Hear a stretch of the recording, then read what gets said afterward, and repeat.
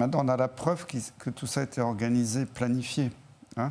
Quand on dit que le virus, comme ça, est tombé du ciel, pourquoi sur la page de The Economist, en janvier 2019, The Economist, c'est le journal économique des Rothschild, bon, c'est en anglais, mais il y a beaucoup d'hommes d'affaires qui le lisent.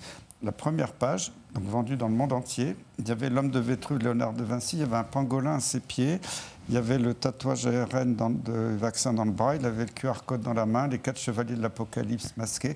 C'était 9 mois avant le début de la pandémie. Je ne savais même pas ce que c'était qu'un pangolin à l'époque.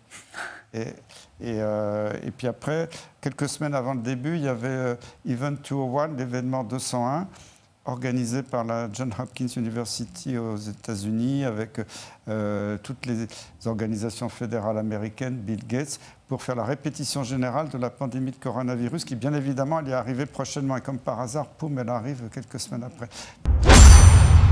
Pratiquement toute la population est dans le même état d'esprit que nous, puisque à des degrés moindres, puisque se retrouver enfermé pendant 3 mois ferme, avec tout ce que ça comporte, avec des gens qui ont perdu après leur maison, leur commerce, la valeur de toute une vie de travail, on est clairement dans une après-guerre.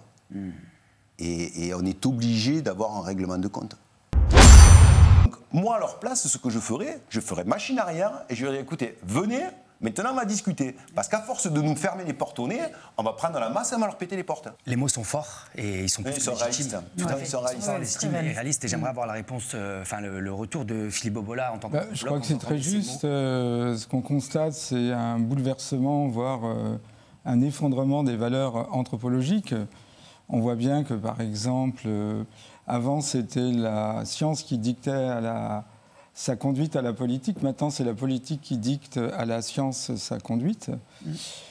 On citait l'après-guerre. En fin de compte, on est dans la même situation qu'après la Seconde Guerre mondiale. On sait que la France a été collaborationniste.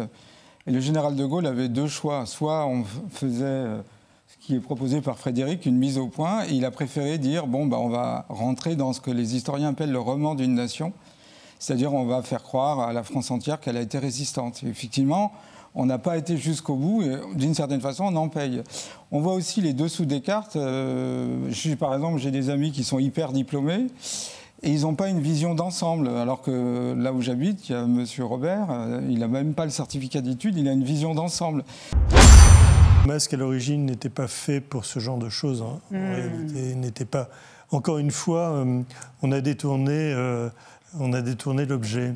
Et ce détournement, je prends au passage la parole, mais ce détournement fait partie finalement du process de mensonge dans lequel on a baigné en permanence. C'est-à-dire qu'en permanence, il y a eu du flou, du mensonge. Des allers-retours, il faut mettre le masque, il ne faut pas mettre le masque.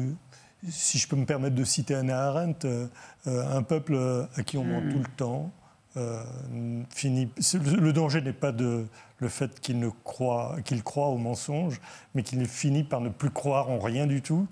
Et un peuple qui ne croit en rien ne peut plus penser, ne peut plus juger, et on fait n'importe quoi de ce peuple-là.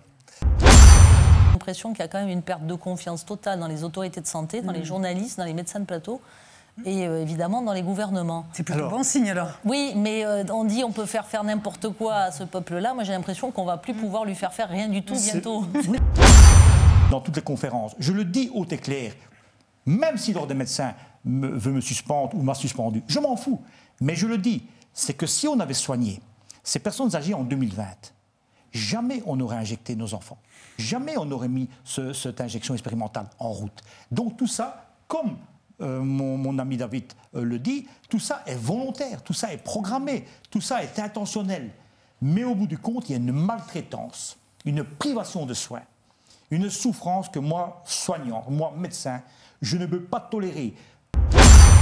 On n'est plus sujet, on devient objet. Exactement. Et on discutait tout à l'heure un peu en aparté, et c'est vrai, on se disait le titre Hold Up est trop bien choisi.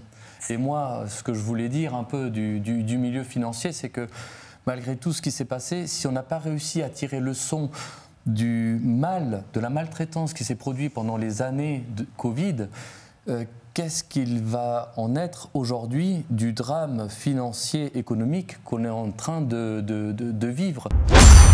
J'aurais envie de dire aujourd'hui aux médias, mais avouez peut-être qu'effectivement, vous aussi, pour certains, vous avez été trompés et que vous vous êtes trompés. Mais là, maintenant, compte tenu de ce qui sort, c'est-à-dire que quand vous avez M. Delfrécy qui fait des déclarations qu'il a fait il y a quelques semaines, je ne vais pas revenir dessus, ça aurait dû faire la une de tous les médias. Parce que quand vous avez le président du conseil scientifique qui a fait que des millions de Français se sont fait vacciner, qui vous dit on s'est trompé, les effets secondaires à long terme, je ne sais pas ce que ça va donner, mais ça devrait faire la une de tous les médias.